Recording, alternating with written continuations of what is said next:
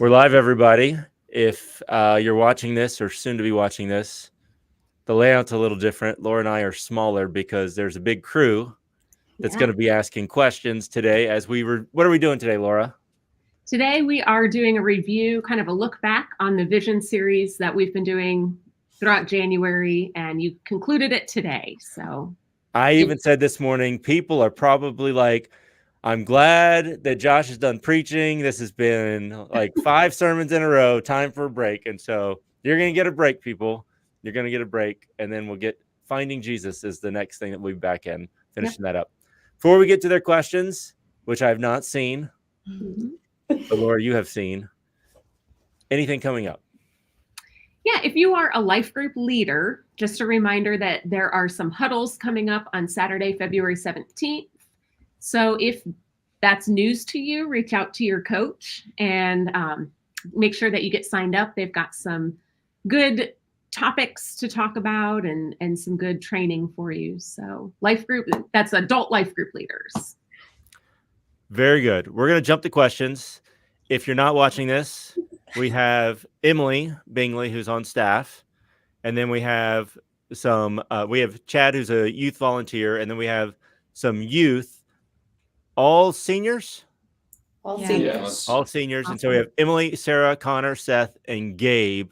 I noticed that my senior didn't make it to this, but that's all right. We had lunch together with Gateway people. So he's participated in a Gateway activity already today. So reviewing the Vision series, who's going to ask the first question? I can go first. So as a Christian, I know we are called to be generous in multiple different aspects of life, time, money, and like other things. However, I often feel as though I am stretched myself too thin in my like volunteer capacities. So how can I find a balance between being generous and not getting burnt out? One of the first signs of burning out is that you're outside of what God is actually wanting you to do. That if you are burning out, you're probably just doing more in your strength than in the strength that the Spirit provides for you.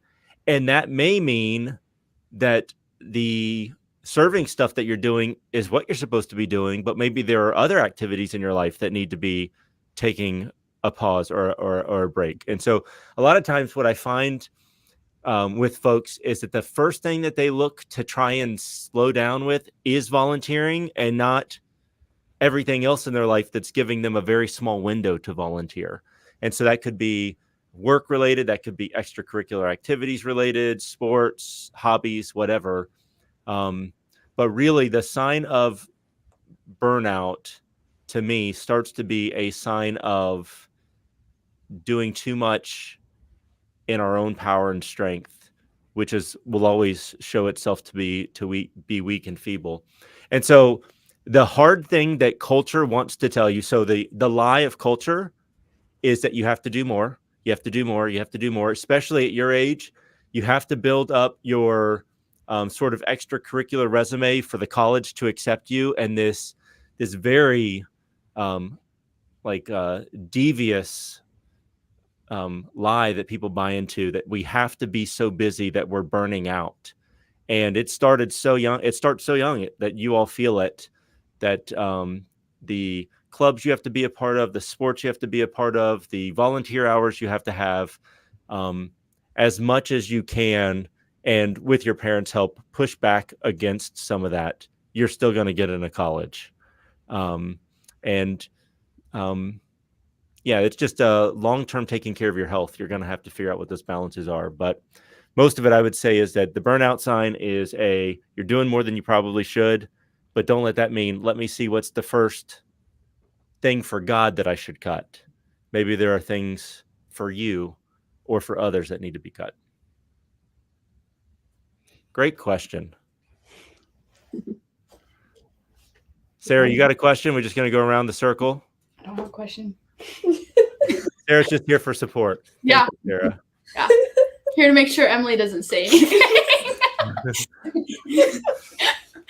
Why don't you just ask her other question then? She has 2 questions. There you go. Yeah. Okay. I can do like the background. Okay. So I noticed that a guy that I hadn't typically seen at church had kind of like started coming to church with his family. And so in school one day, I just kind of like asked him like what he thought of the sermons and how it was going. And he said he enjoyed it, but found it a little promotional, just like of Gateway in our church. So how can we share our church's mission statement and what we are about without seeming promotional? Yeah, so quite honestly, in a series like this, we're not going to. This was a series that the church needed to hear, and that's okay for the church to need to be able to have an internal conversation. We don't do it every week. We don't do it every series. But for that individual, I would hope that you would want to know what a church is about and what they are participating in. It's kind of like you all hopefully done this. You go to visit a college for like to see what it's about. It'd be very weird if the college didn't talk about itself at all. And so when someone who's not going to a church is, you would hope that they would have a curiosity to know what that church is about. And so this series was a bit more over the top about that because it is a change in the mission, in 20 plus years, the first time that's changed, a clear vision. And so maybe tell them, well, come back because that's done now and see what you think about it. And ask him that, what parts of it were maybe challenging, or what parts of it did he feel like, all right, let's good observation. Thank you for that comment. What are some things, because it wasn't all promotional, any Christian should be, for instance, kingdom minded or focused on discipleship. How are you already doing that in your life? Or asking him a probing question like that may be a way to counter that. And it all depends on where that person is. If they haven't been going to church, who knows what they're hearing on a Sunday. But ask him to come to youth group, see what he thinks about that as well. Lots of different ways to get them involved in the church. But the series itself was, yes, very internally focused, but that was the intention. Every now and then you need to do that as a pastor. And so we don't do it often, but this was a time to do it. All right, I want to hear from the back row. They're all looking. I'm looking at Connor. I think it's Connor's turn. Yeah. So, as we are called to be disciples of Jesus and imitate me as I imitate Christ, how should I go day to day in pursuing this with those who are not as involved in their faith as high schoolers? So, first being the example. And so, what kind of example are you setting for them as to really saying, this is who Jesus is, as they're looking at you? And so there are things that's universal that has nothing to do with a person's age. And so the words that you speak, the language that you use, Jesus was counterculturally loving towards people. And so high school is a great opportunity. Where's the outsider? That's who Jesus would have gone to. He went to the woman who was a prostitute that nobody else wanted to have anything to do with. Who's the student that is nobody else wants to have anything to do with them? How do you show that individual love? Because high school can be a really the ins and the outs, the almost like the person who has leprosy, nobody goes near them. And so how can you cross those lines? Because then you'll be showing people who you are friends with, well, this is me following Christ. I love you all, but I know that he also loves this person over here. And so especially just in the relational atmosphere that you guys live in, that would be a huge one. Who are the kids that are off on their own, loners who don't have anybody making an effort to get to know them? Christ loves every single one of them. And so how can you show them and your friends the love of Christ? And again, that has no age limit.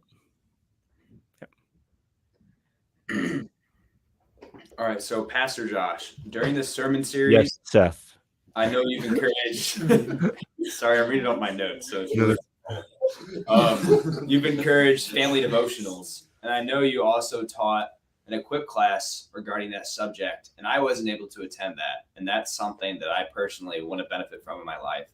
So if you could summarize what you taught in that class for me, I would appreciate it. Laura, what am I going to say? Well, he wrote a booklet about it. So as soon as I edit that booklet and Emily figures out how to print it, then you can find out exactly what he shared in his devotional class.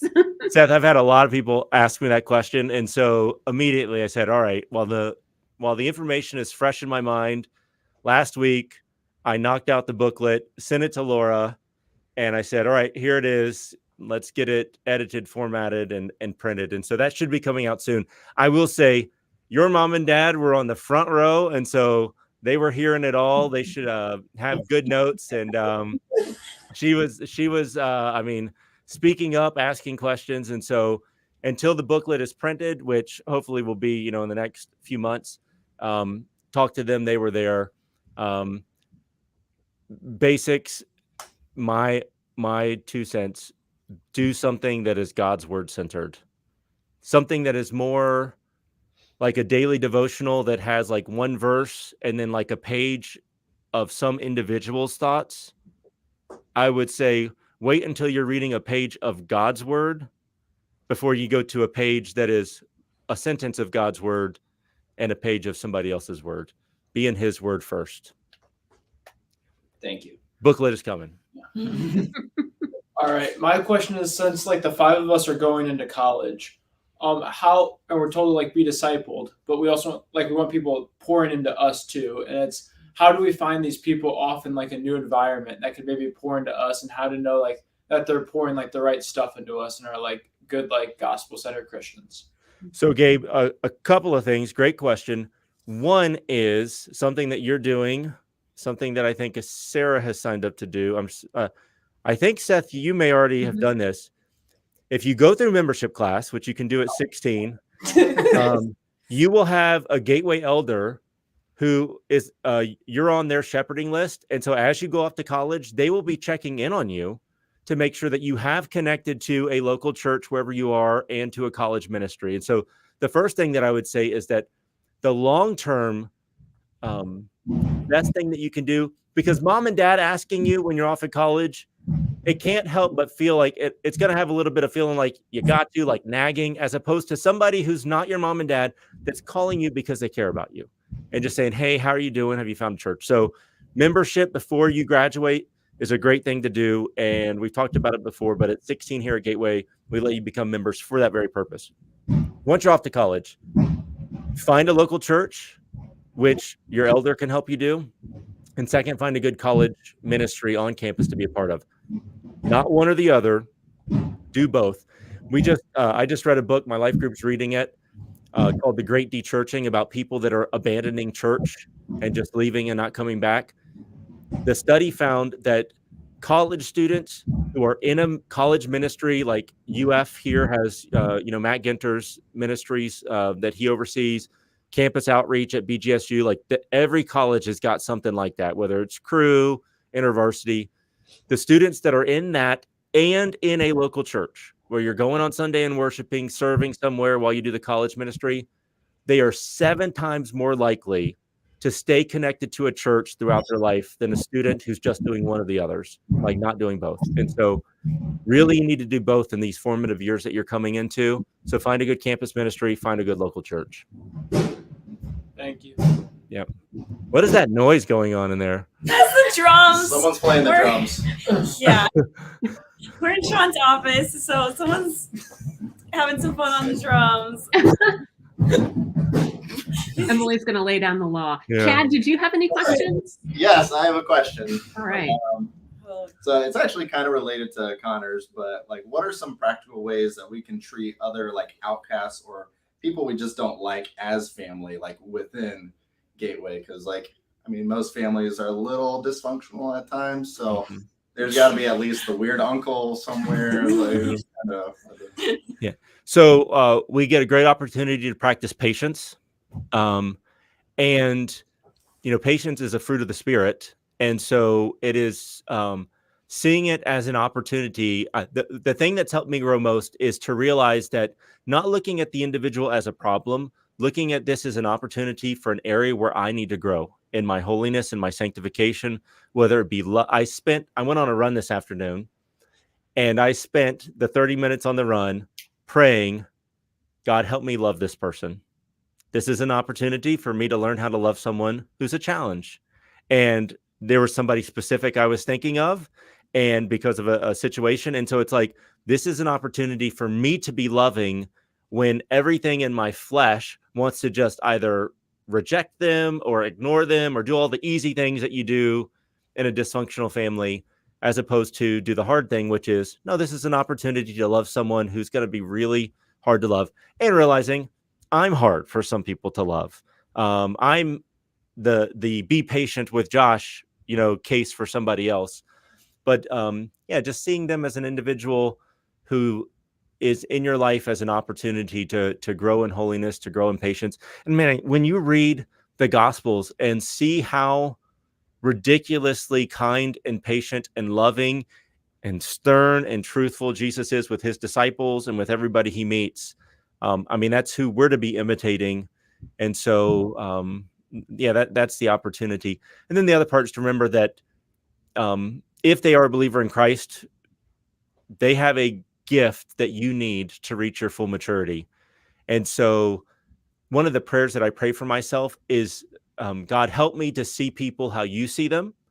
He sees us through the lens of what Christ has accomplished on our behalf. He sees us for what eternity will be and our perfection and our perfect holiness.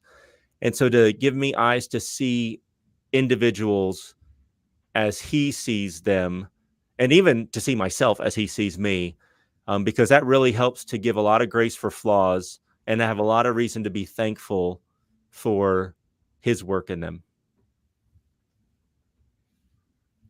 Emily B., do you have any questions? I don't necessarily have a question, but I had maybe an encouragement for people. And just listening to their questions, it kind of goes along with that as well. And so you did a really great job during this sermon series on talking about like family and singleness as well in that, and how we can come alongside maybe even like the lonely people within the church. Both of you, Josh and Laura, do a really great job with that, with me personally and your families. But something I've always gotten the question of, and I've gotten it throughout this series as well, is like, how do we disciple people? It's too hard, or even when I hear that people have asked somebody to disciple them, they don't necessarily like feel like they're equipped. And so my encouragement just for like families and married people is find a college student and like adopt them.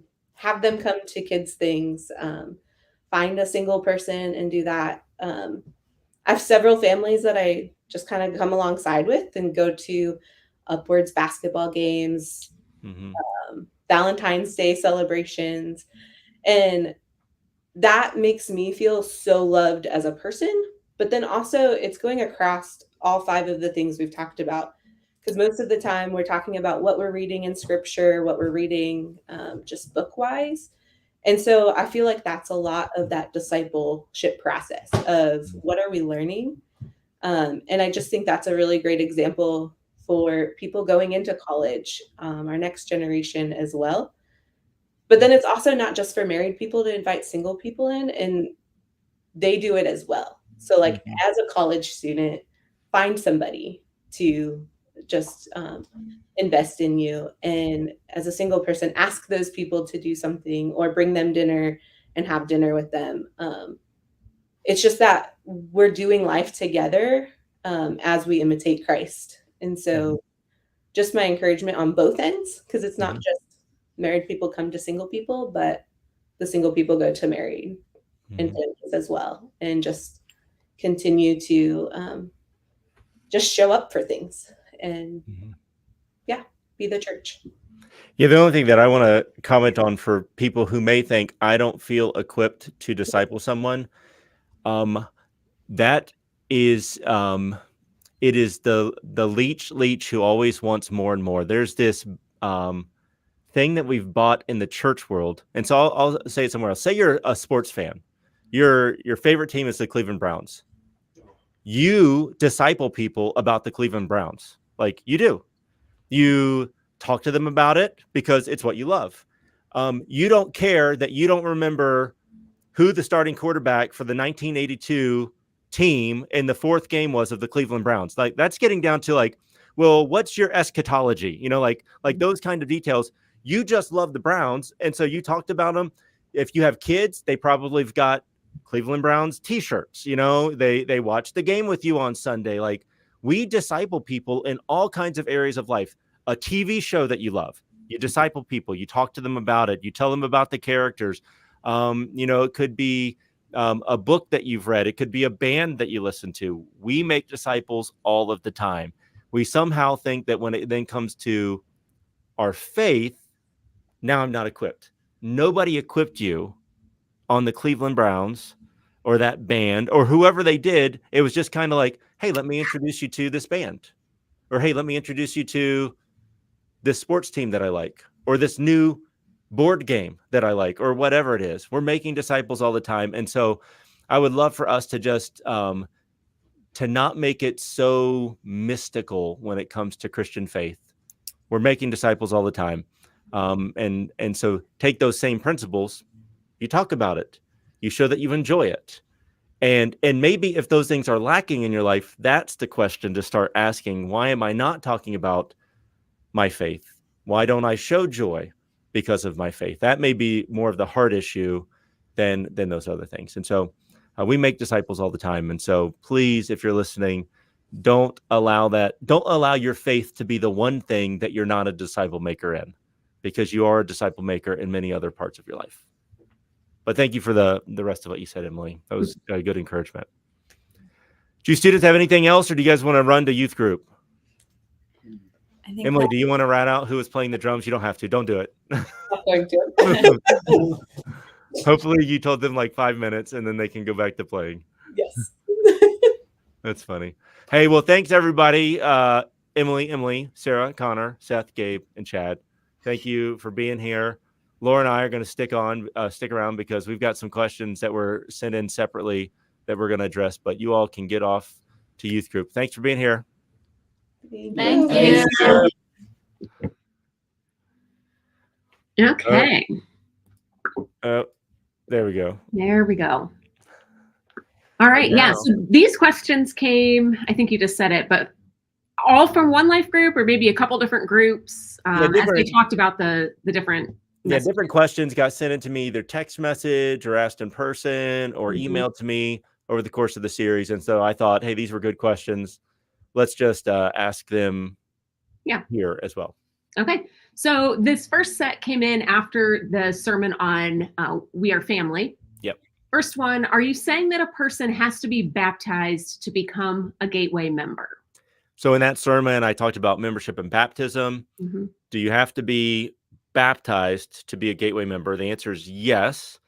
And so we are scheduling baptisms and membership installation so that they happen now during the same time. But to be clear, you don't have to be baptized at Gateway. You could have been baptized previously, but baptism needs to be a part of your story. As we see in scripture, that is the entrance into the family. Mm-hmm. So do you mean that anyone baptized at Gateway is automatically a member even without taking membership class? And so that was the second part. And the answer is no. We still want you to go through the membership class. And we're talking adults here at this point because a 4-year-old not going through membership class. Yeah. But if someone signs up to be baptized and they're not a member, they're going to be contacted about, hey, you need to sign up to take our membership class. And then if somebody signs up for membership class and they're not baptized, then we'll get them in our baptism class. But yes, if you're baptized, you're not automatically a member, but we're connecting it to membership class so that you will be in both classes simultaneously, so that both will happen. Okay. And then one more kind of baptism one. Are only Gateway members allowed to bring their children for baptism and dedication? And we're talking, well, any kind of baptism, infant baptism or like an 8-year-old. Yeah. And so we're, again, the rule is yes. We realize that with any of these, there may be an exception. Like somebody may be back to you become a member. there are sometimes when people are parachurch workers and they're a member of another church, but like we would not refuse baptism. So again, there are always exceptions to these, but what we don't want is the exception to create no rules, or the exception is the rule. Here's the standard that we're going with, and then we realize there are exceptions. And so with this, our members are only members allowed to bring their children for baptism or dedication. The answer is yes. It has always been required for infant baptisms because it's part of our church constitution. So there's been no change there. What the elders started discussing is, why would we require membership for infant baptisms and not for child dedications, or not for believers' baptisms of children like the 8-year-old of a family? We realized that it'd be much more consistent that if it's required for one, let's not make membership less of a priority for a child dedication. We want the same commitment from the family as we do the infant baptisms. And so we just made it consistent across the board. And the congregation makes the same vow to the family regardless too. Yeah. And so there's by them. Yeah. And so, the congregation is making the same vow to the infant baptism and the child dedication. But in the past, we haven't had the families make the same vow to the congregation, only the infant baptisms. And so it's been weird. And so we're just like, hey, let's clean this up so that membership and baptism is all part of the family. Yep. Okay. A different life group leader said that their members asked this question: do shepherding elders know the amount of money each member gives? No, we don't look at numbers. They asked in the original question, which I didn't put in here, they put in, we assume that somebody has to know how much people give. And we do have people on our finance staff that do know. That's how you get your tax exempt giving statements and all that stuff. But it's because that's part of their job. Elders, it's not part of our job. So we don't know how much somebody gives. But what elders are given, we have a shepherding list. We've talked about this a lot. And we're basically given a yes or no to these 3 questions. Is this member in a life group, actively involved in a life group? Is this individual serving? That's the second one. And then the third one, is the individual or the household giving? And that's all we want to know. We're just wanting to know, is there giving, not how much are they giving? And the main reason why we check those 3 data points is, one, we can't track worship. So that's not in my notes. And so going off script, but we've tried to figure out how we could possibly make our first step in our discipleship process trackable. And at our size, the effort is not worth it. And so we can track life group attendance, we can track serving, we can track basic giving. And all we're looking at of those 3 data points is for engagement in 2 of those. And we consider that member to be an actively engaged member at Gateway Church if they're doing 2 out of the 3. So if someone is in a life group and they're serving, but they're not giving, we're not going to make it a practice to ask them, hey, why aren't you giving? Just like if somebody is in a life group and not giving, or in a life group and giving but not serving, we're not, as shepherding elders, saying, hey, why aren't you serving? And whatever the other combo is, giving and serving but not in a life group, we don't go after them about that, because we know that they're going to hear the importance of being in a life group and serving and giving in sermons. And we're going to trust the Spirit of God to prompt them in these activities that they need to be doing. But we did need to pick sort of a standard of what lets us know that someone is being an active participant as a member at Gateway. And so we have those 3 things we track, and we're just looking for participation in 2 out of the 3. But without there being like we don't have they must be in their life group this many times in the year. We don't have that quantity.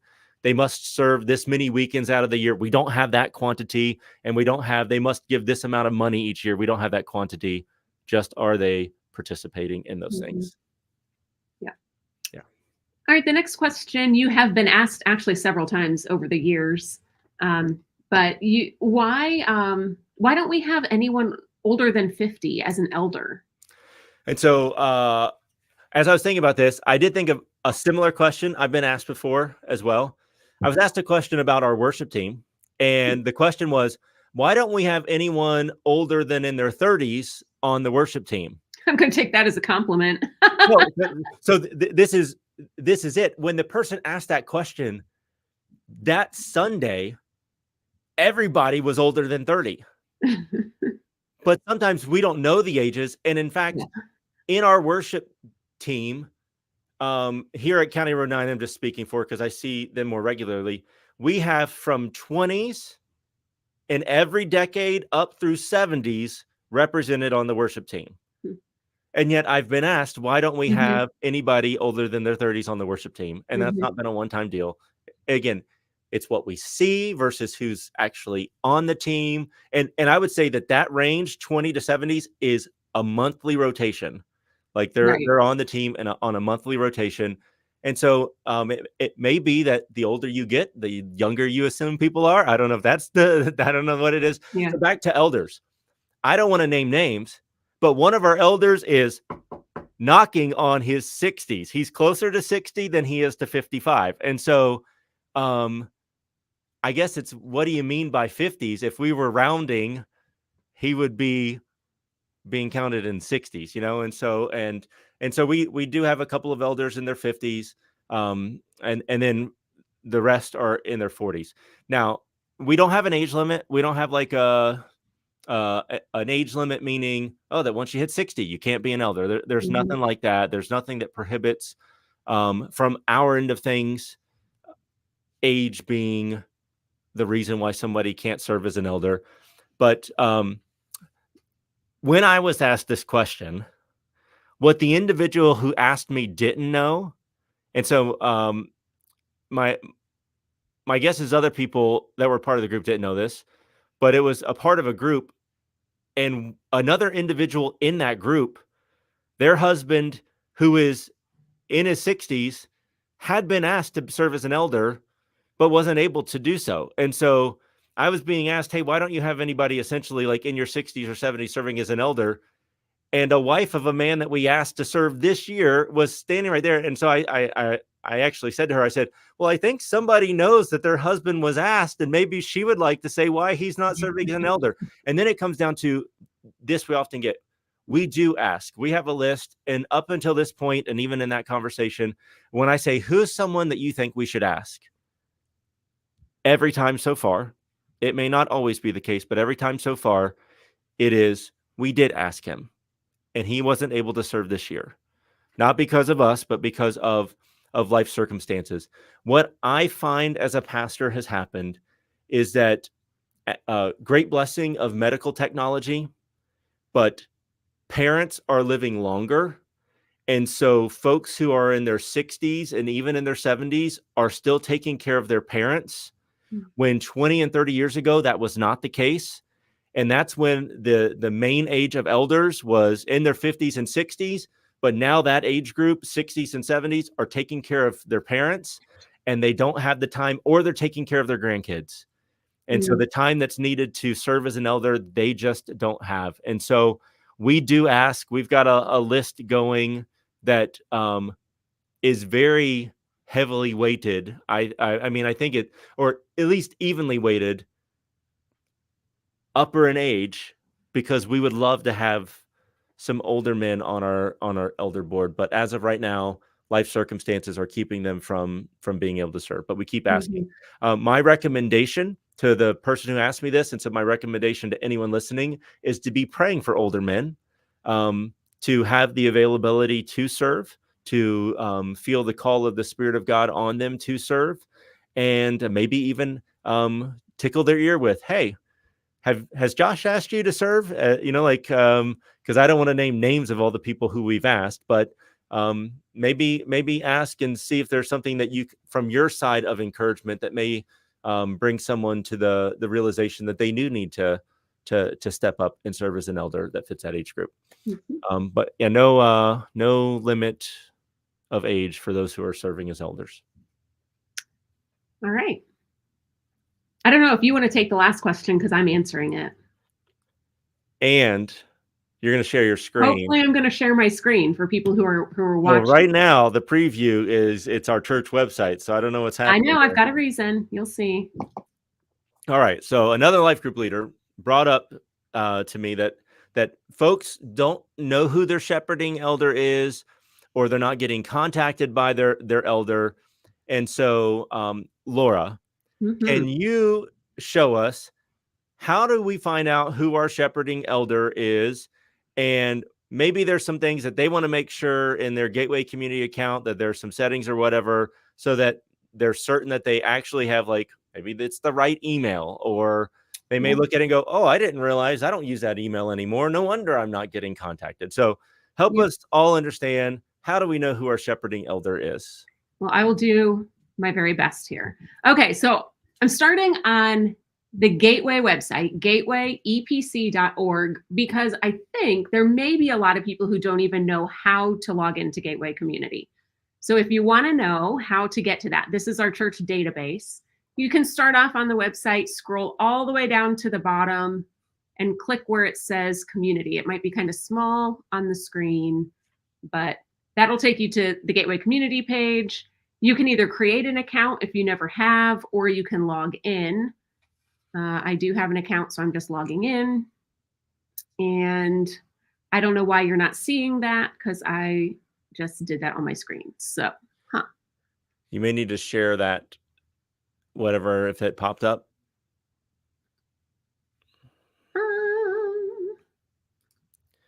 We'll just stop sharing that one, and we'll try to share this one. While Laura is doing that, when she gets into Gateway Community, please check. She'll show you what email is there. Just this past week, someone who thought they weren't being contacted, it was going to their spam folder. And that has been the case many times, because it's coming from the elder's email. It's not coming from Gateway. When you're getting contacted, you're getting a contact. So if the elder has a Yahoo email or something, that your email filter will be like, hey, you don't get contacted by this person. It often goes to spam until you set it as not spam. And so, but it may be going to an email that you don't even realize is what you have on file here. So there's Gateway Community. There it is. So this is kind of what the home page would look like, but to get to your own profile, all the way over in the right-hand corner, if you have a picture in there, you'll see your picture. If not, it'll be some generic, maybe your initials or something like that. If you see initials, upload a picture. Upload a picture, please. It's really helpful. It is very helpful. But you'll click over to your own profile. And then on the right-hand side, that's where you can check your phone number, you can check your email address, and you can check your regular address. If you move, it's always handy to update this. If your phone number changes, your email address. There's 3 little dots over on the side. So if you need to change something, no, you don't click there if you need to change something. Sorry. You can just click Edit Profiles. There's an Edit Profile right in the middle. If you click on that, it gives you the opportunity to change lots of things. If you get married, you can change your last name there. If you're a female and you're changing well, maybe males change their last names. I don't know. Some of them hyphenate them. Yeah. But there's all sorts of things you can change. One little tip. It seems kind of weird and it might be easy to overlook, but there is a spot on there for you to say what your cell phone carrier is. There's actually a way that we can text groups of people through this database. But if you haven't told us your cell phone carrier, then you won't get those text messages. So that could be handy if an elder, maybe let's say an elder emails his shepherding group, but then also wants to send a text to people to say, hey, just a heads up, watch your email. I just emailed you. You won't get that text message if we don't have your cell phone carrier. So that's a way that you can let us know who your carrier is so that you would get those text messages. You had asked about finding out what shepherding group people are in. Yep. So way back on the home screen, there's a couple ways. So on the home screen, over on the right-hand side, I'm going to go back there. It's going to be kind of small on the screen, but right over here, like for me, I'm in a lot of groups, so it's a really long list. But you can scroll down through that list, and you'll see something that will say the elder's name, shepherding list 2024. So not your name, not your name. Not your name. It's the last the name. elder's name. Yeah. So in my case, it says Stiles Shepherding List 2024 because Justin Stiles is my shepherding elder. So it might say Hanson Shepherding List 2024 or Heft Shepherding List 2024. But the words you're looking for are Shepherding List 2024. And then whoever's last name is ahead of that, that is your shepherding elder. Another way you could find that out if you're on your own profile page, you can click. It kind of defaults to a tab that says about, but if you click in the middle, it says involvement. And you'll see kind of a history of anytime you've checked in serving, it'll be there. If you attended a class or if you attended your life group, it'll show there. But if you scroll down to groups and then click view more, again, you'll just see a big list of all of the groups that you're in, and you'll look for the same thing, the last name of an elder, plus the words shepherding group or shepherding list 2024. So 2 more up. Yeah. Oh, yeah. Sorry. I wasn't really trying to land on it. but- I was just, showing the list there. So that's how you can find out who your elder is. When in doubt, you can always just call the church and we can look that up for you and tell you. Same thing if you have information you need changed and you're a little nervous to go in and edit your own profile, you can call in Carlin, who normally is the person who answers our phone. She can update things for you. Pretty much any staff member would know how to update things for you.